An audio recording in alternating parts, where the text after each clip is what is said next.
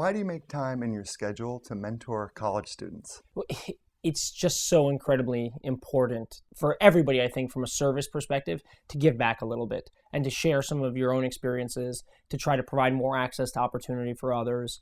New York Needs You, which is the organization where I was helping to mentor first-generation college students, is something that's really, from a public policy standpoint, incredibly important, right? Like, they're taking these students who are working so hard, but just don't have the same access to opportunity. So if somebody gets resumes from, Yale and Columbia and NYU and then gets one from Hunter, they're not going to look at the Hunter one.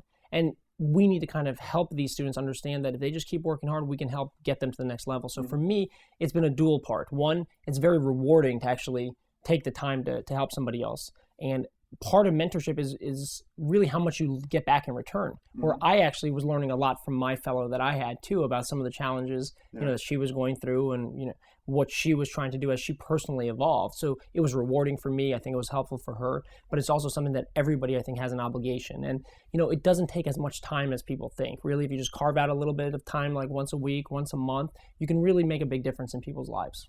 So mentorship, I think, is just something across the board we need to be supporting a lot more. And it comes down to, as an individual, everybody can do it.